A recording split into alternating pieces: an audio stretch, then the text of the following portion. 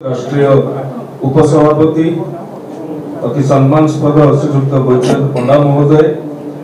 केंद्रीय बजेट उपर आपणकर विश्लेषण आपणकर जो आलोकपात रहिला ता निश्चित भाव में समस्त प्रति उपादेय हेतिबो बोली मु आशा व्यक्त करुछि एवं सांको भाई गीतांजलि अप्पा किशोर नना कृष्ण भाई धन्यवाद देवी समस्त पत्रकार बंधु मानू जो माने उपस्थित अच्छी एवं ये केंद्र और राज्य बजेट कौन नूतनत्व रही साधारण लोकों कौन आवश्यकता रही से कथा को तल स्तर में पहुंचाई आपण माने सहयोग करुछंती बंधुगण जेते बेले बजेट आसे गोटे गरीब वर्गर लोकों मनरे उत्सुकता थाए धनिक श्रेणी लोकों मनरे उत्सुकता थाए ये बजेट रे कौन होउछे मध्यवित्त वर्ग निम्न मध्यवित्त वर्ग व्यक्ति विशेष मानक मनरे सेते उत्सुकता न थाए किंतु एथर जो बजेट आसीछि जो परि भाव रे माननीय राष्ट्रीय उपसभापति सांसद महोदय कहउतले जे मध्यवित्त निम्न मध्यवित्त वर्ग पाई 12 लाख टंका पर्यंत केवल टैक्स छाड़ नुहे राज्य सरकार मध्य डबल इंजिन आसीबा परे ओडिसा को केंद्र जो आग्रह रही विकसित भारत गठन करने राज्य मध्य आग्रह रखी विकसित ओडिशा गठन करने ये उभय लक्ष्य को पूरण करने दिगरे आमे अनेक योजना को तो प्रणयन करिछु ता सहित केतेक योजना ए बजेट जो नूतनत्व रही ए बजेट जो नुआ विषय वस्तु रही जेपर कि श्री जगन्नाथ दर्शन पाई 30 कोटी टंकार व्यय बराद करा जायछि सुभद्रा सुरक्षा योजना 153 कोटी टंकार व्यय बराद करा जायछि बकुल वन उन्नयन 50 कोटी टंका दक्षिण ओडिशा उन्नयन परिषद कथा कहतु उत्तर ओडिशा उन्नयन परिषद कथा कहतु तार गठन एवं मुख्यमंत्री कन्या विवाह योजना ये एक सामाजिक दृढ़ीकरण में बहुत बड़ भूमिका निर्वाह करिवो सेति 12 कोटी टंका व्यय बराद करा जायछि राज्य महिला और शिशु प्रतिष्ठान निमंते 53 कोटी टंकार व्यय बराद सहित ओडिया प्रवासी मानक 10 कोटी टंका जोटा कि ओ संपर्क कार्यक्रम अंतर्गत रहिबो से बड़ी भाव रे Odisha AI mission artificial intelligence कथा में कहउचंती ओडिशा एआई मिशन निमंते 20 कोटी टंकार व्यय बराद करा जायछि एबे धान कथा को लेकिन समस्त मन आग्रह अच्छी उत्कंठा अच्छी समृद्ध कृषक योजना अंतर्गत 6000 कोटी टंकार व्यय अटकल सीएम किसान 2020 कोटी टंकार कथा कहि पारंती श्री अन्न अभियान कथा कहि पारंती कि जलसेचन और बन्या नियंत्रण केन्द्रापड़ा भली संवेदनशील अंचल संवेदनशील जिले में जलसेचन और बन्या नियंत्रण एक प्रमुख भूमिका निर्वाह करे गठन करिकी संरक्षित करिक रखिबे एवं आयुष्मान भारत एक कार्यक्रम ओडिशा रे रूपायन हे पर नथुला किंतु राज्य सरकार ताहाकू लागू करबा सहित गोपबंधु जन आरोग्य योजना एवं मुख्यमंत्री स्वास्थ्य सेवा मिशन रे पाखा पाखी ये दुईटी योजना रे 10,000 कोटी टंका रो व्यय अटकल रखिबा सहित राष्ट्रीय स्वास्थ्य मिशन रे राज्यर शेयर भाव में 2091 कोटी टंका जोटा कि आपण पंचायत स्तर में देखि पड़थुबे ब्लॉक स्तर में देखि पड़थुबे अनेक स्वास्थ्य भित्तिभूमि आपण मानक नजर को आम मानक नजर को आसुथुबो से बली भाव में गोदावरी मिश्र आदर्श प्राथमिक विद्यालय जोटा कि प्रत्येक पंचायत रे गोटे गोटे विद्यालय को आदर्श विद्यालय रूपे करा जिवो सेति पई 2960 कोटी टंका ऐतिह्य विद्यालय जो विद्यालय गुड़िकर बयस पाखापाखि 100 वर्ष हेलानी सेति 60 कोटी टंका एवं पीएम पोषण आधार रे 885 कोटी टंका ड्रॉप आउट आममानकर ओडिसा रे एक बड़ समस्या पिला माने 10म श्रेणी परीक्षा दबा पाई आसी पारु नाहंती फॉर्म फिलअप करूछंती परीक्षा हॉल रे बसी पारु नाहंती या पछरे बा प्लस 2 कथा मध्ये से बड़ी भाव में कहि पारंती प्रधानमंत्री मार्गदर्शन रे माधव सिंह हाथ खर्च योजना जेउथिरे 5000 टंका छात्र छात्री मानन को प्रदान करा जिवो से बड़ी भाव में मुख्यमंत्री जनजाति जीविका मिशन रे 210 कोटी टंकार व्यय बराद करा जायछि एवं गाँव रो विकास रे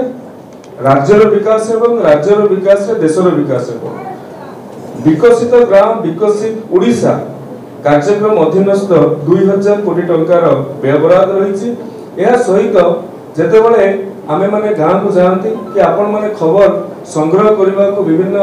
आभ्यंतर अंचल को जाती देखिए लोक माने योग्य होइथिबे किंतु से माने घर पाई पारि नथिबे। प्रधानमंत्री आवास योजना रे अनेक लोक जोटा कि पूर्व इंदिरा आवास थिला सेथिरे 22,000 टंका पाइथिबे 25,000 टंका पाइथिबे 35,000 टंका पाइथिबे 45,000 टंका पाइथिबे। राजनैतिक चंचकता हेउ कि कौन से कारण रहउ से पैसा घर निर्माण में लागि पारि नथिबो किंतु विडंबनार कथा परवर्ती समय रे सेमाने प्रधानमंत्री आवास पाइबा को योग्य विवेचित हे पारि नथिबे किंतु से लोकटी योग्य हिथिबो घर पाइबा पे। ए समस्या को दूरीभूत करबा को जाय कि अंत्योदय गृह योजना जो माने प्रधानमंत्री आवास योजना रे योग्य विवेचित न हेबे किंतु घर पाइबा तांकर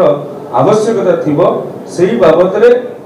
2603 कोटी टंका एवं जो भाव में मान्य बजरंग पंडा महोदय कहते जे